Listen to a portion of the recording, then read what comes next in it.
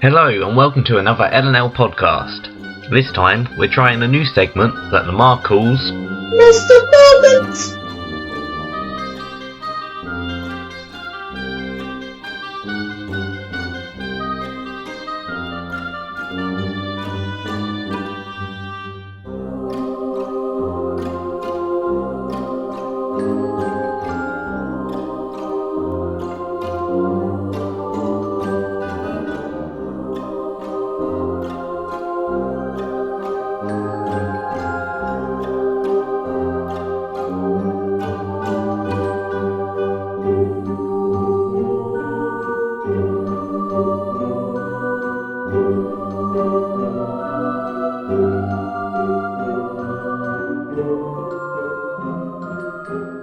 What do you think pavements will be like in the future, Luke? Pavements? Where we're going, we don't need pavements. What, the motorway? No, because I mean, like, first of all, there was like, no, not really pavements, but there were just like passageways. Not really passageways either, but just like things. I don't know what they were called, but like made out of like just where people walked. You know, just floor. They were just floor. Yeah, I don't know where pavements can go. I mean, unless people got like so lazy in the future that no one walked anywhere, so they just got rid of them. But I don't think there's sort of a next step for pavements. Well, no, you see, my logic behind it is the fact that, first of all, it was just people walking everywhere, and then roads were introduced, and people went along roads using other methods of transport, and then eventually roads got bigger and paths got smaller because people stopped walking and they just started using like vehicles to get everywhere. And like now that sort of may work in places like America where they built around roads, but here we have like tiny roads and tiny pavements because there's not enough room for both of them. So if cars keep getting bigger and bigger, or if there are more cars, which are probably going to be, just keep getting more and more, what's going to happen to the pavements? Are they ever going to come back? People are going to start walking again? Because some people are going over to bikes, and you can't ride bikes on pavements. But so there's like two methods of transport. You either the pavement or the road. There's a never-ending war between pedestrians and motorists, and I suppose cyclists as well. And I personally think cyclists should lose. That what World War IV is going to be. That is what pedestrians get so mad. Even if they're like they live with someone who owns a car, they suddenly just despise them instantly. That's what you're going to have. Good old Trevor riding along after a hard day's work, and all of a sudden there's going to be just looking around like no one's round. And he's like, oh, well, I'm just going to keep driving forward, I am. And then all of a sudden, this cyclist smashes into the side of his car. And cyclist goes, what are you doing, mate? Are you looking? You're supposed to keep an eye out, you bloody murderer. Like cyclists do with one of them stupid helmets on his head. And I'll report you, I'll get you to police. And he's like, I've had enough. And he gets out of his car, all 5 foot of him. And he smashes his cycle right in his face. And then all these other cyclists are like, oh, we're under attack! We're under attack! We need to get him! And so... And they call it a super bike, where all the bikes like locking together. Yeah, exactly. And they're all throwing wheels at him, all like, and spokes and stuff. Well, all the drivers are like firing like exhaust fumes at him. And there's sort of Jeremy Clarkson with a fleet of Land Rovers polluting the atmosphere. So it's going to be like a freeway war. Is it going to be pedestrians versus cyclists versus motor users? You see that pedestrians will probably just last forever because people will probably just get lazier and lazier, but the lazy people would just end up not being bothered to go anywhere, so they just won't do anything, so they won't be a problem. So that they'll just disappear and or create their own species in their house. Branch off evolution-wise. And then one day you'll go into a house that no one's been into for like millions of years, and you'll find that a whole new species of people has evolved in there. They've evolved like they don't walk or move. They've learned to sort of move their environment around them, sort of like big blobs, and sort of melt into the chair they're sitting on, and sort of like reappear in a different one. That sounds quite useful, actually. Maybe I'll just stay in my house until I develop this power, and then I'll rejoin society. He said, I want to go to bed. Reappear after you've get melted into the ground. Yeah, I suppose that would be. But they would stay outside of the war because they don't need to bother about this pesky transport. They can just appear where they want at will. They're going to become like a superior race, and then they'll have like stadiums where they put in motorists and cyclists, and they just watch. And all of them, they're in their beds, and they suddenly go, I want to watch a game. So they go, boom, and then appear at the stadium and watch. Yeah, of course. But you're also forgetting about the third party in this. I'll say, well, there are four now, so... okay, let's move these people to the third party. So you've again got the fourth party, and that's the pedestrians. You see, what the pedestrians have done is they've been smart, and they've realised that bikes are pretty much useless in going uphill. And, it is impossible. A bike cannot go uphill. That's why mountain climbers would go downhill. That's a fact, though. It's like them facts that dogs can't look up. They just can't. Right? Which reminds me, there's this quote by Winston Churchill, and it was saying he liked pigs. And the quote was something like, dogs, they look up to you. Cats, they look down on you. Pigs, they look you in the eye. But that's why it sort of goes against my point that dogs can't look up because they can't look. It's physically impossible. Dogs haven't got a neck. But yeah, I mean, I'm sure you could Google that and you wouldn't see a neck or a dog looking up. I'll just take your word for it. I'm sure you wouldn't lie to me. I wouldn't. I wouldn't. On the brink of war. On the brink of war, of course. No, I wouldn't. But say my point is with the pedestrians, after they figure out that cyclists can't go uphill and motorists, obviously cars are massive, so motorists can't go through alleyways. What the pedestrians do, considering they've got their hands and their legs free, they just build lots of alleyways everywhere. They don't build the buildings; they just build alleyways. So these are the pedestrians that haven't become weird blob things. Yeah, the people who still move. There's a lucky few. Let me reiterate that. They don't build buildings, they just build alleyways everywhere. So they just build alleyways, and in their alleyways, there can't be... These are alleyways that go uphill as well, not downhill, not at all downhill. So it's impossible to go down the alleyway, only go up. So they've got to be steep enough for bikes to not go through, so they've got to like try and hold on to the alleyway walls. Yeah. And not slide down. See, the bicycles can't go up though. The bike can't go uphill. It's like dogs can't look up. Oh no, they can't go uphill at all. No. Bikes can't go uphill. It's fundamental law of nature, Luke. Oh yeah. Bikes cannot go uphill. Well, that's why I was all surprised whenever I rode my bike and I suddenly was up a hill. I was like, how the hell did I get here?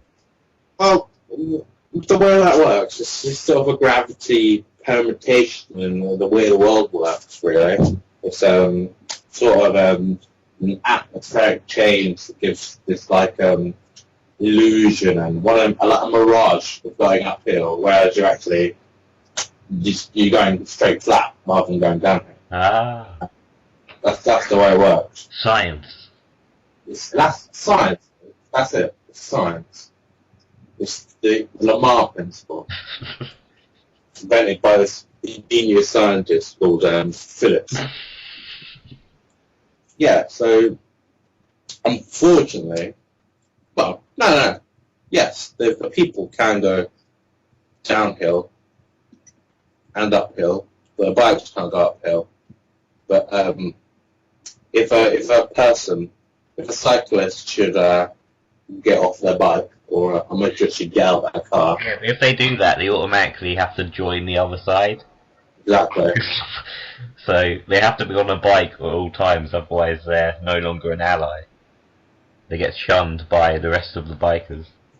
Exactly. So, like, if you're the leader of a team and you fall off of your bike, or your car runs out of petrol, you need to. You see, the people who like pump up flat tires, or the people who give.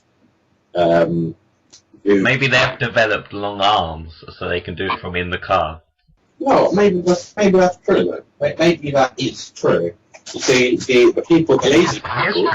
lazy people develop a way to just melt into the chair.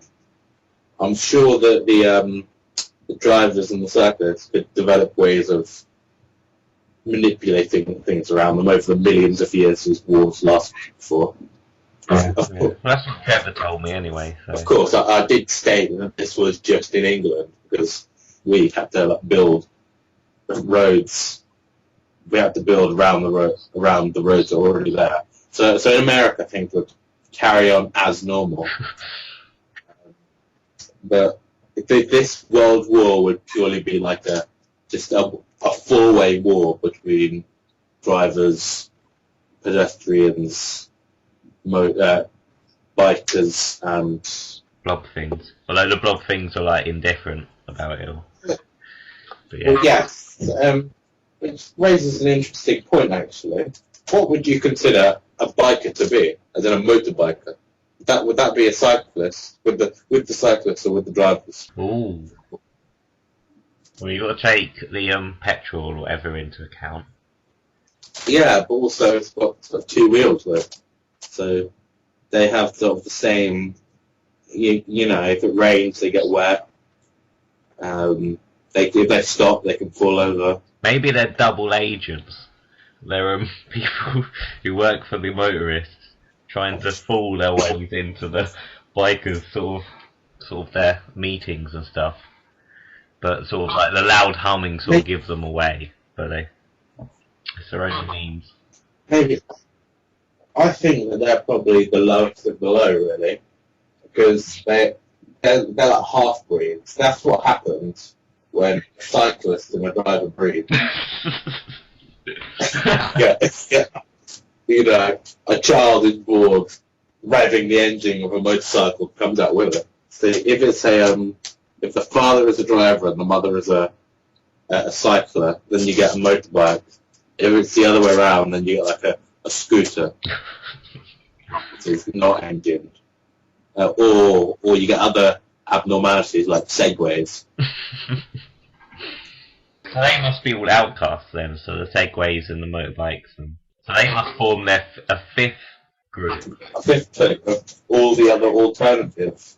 They all group together to fight diversity. So through this war, it's created another group that wants to unify everyone. So I think it's quite lovely, to be honest. Yeah, touching, emotional message. Yeah, but that's sort of a problem there, because that may try and bring the cyclists and the motorists together, but then the pedestrians are like, hold on a sec, we've built these alleyways. If this war is over, then our whole economy has been destroyed.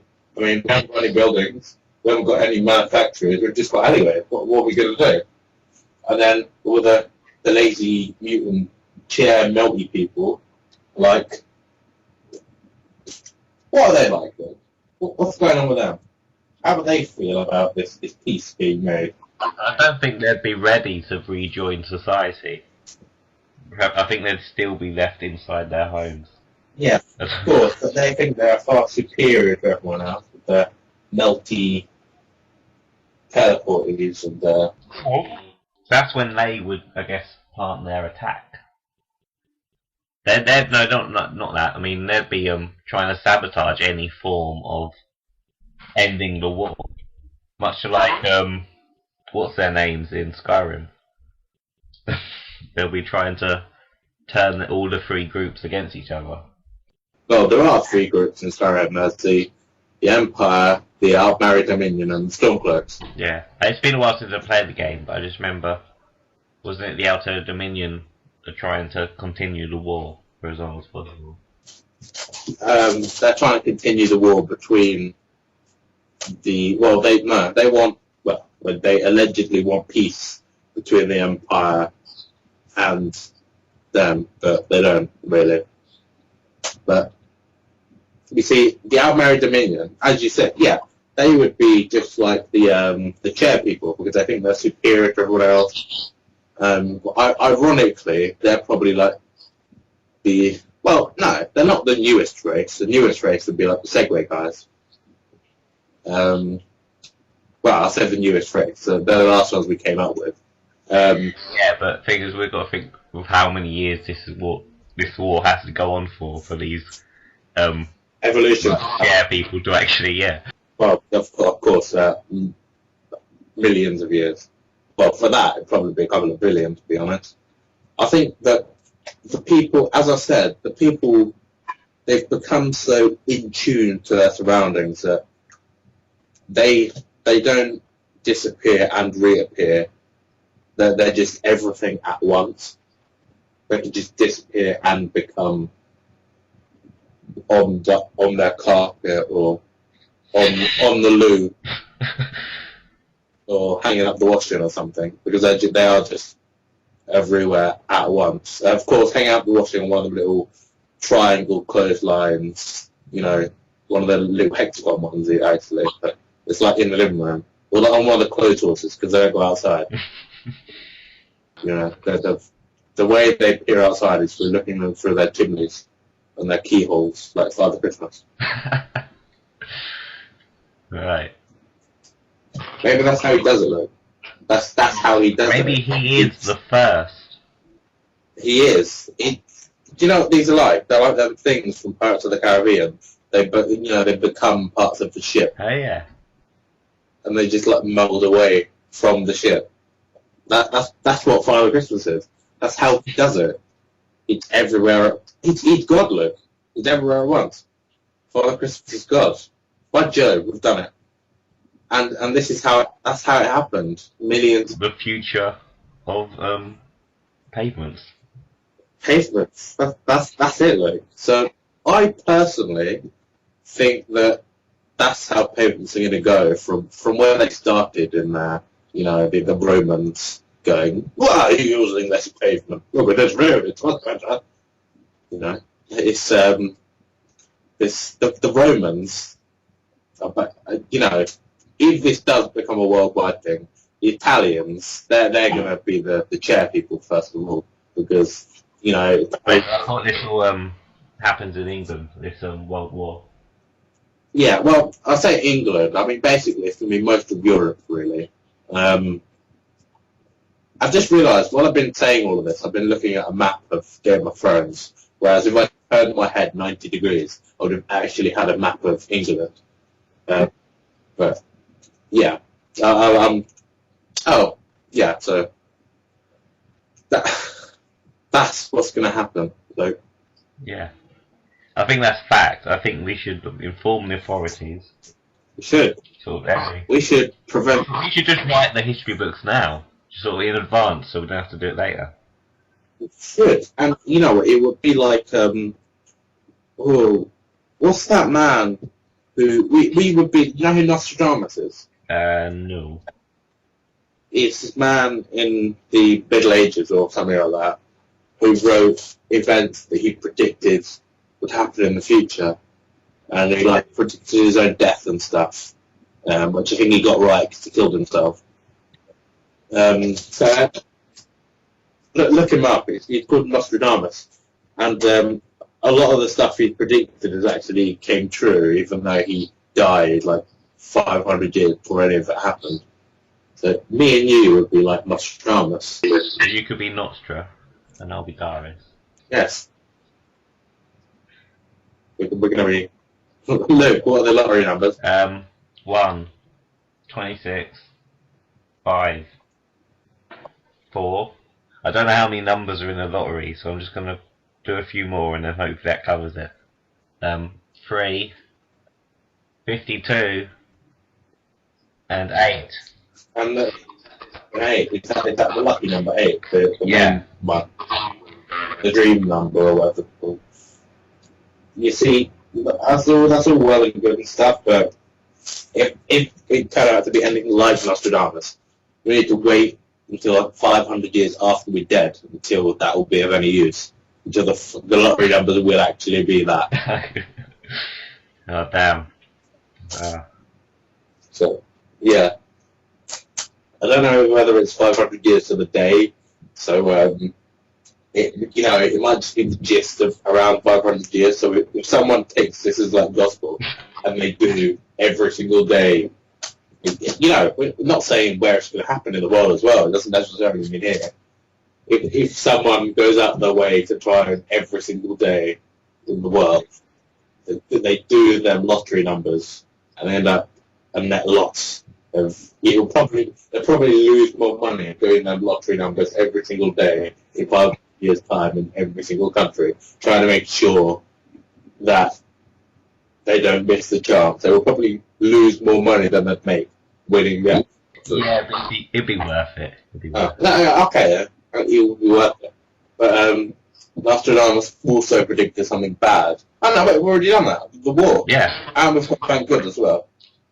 Sorted. That's it. Profits. We've done it, Luke. Mr. Moment. So, thanks for joining me and Luke here on our mystic moments.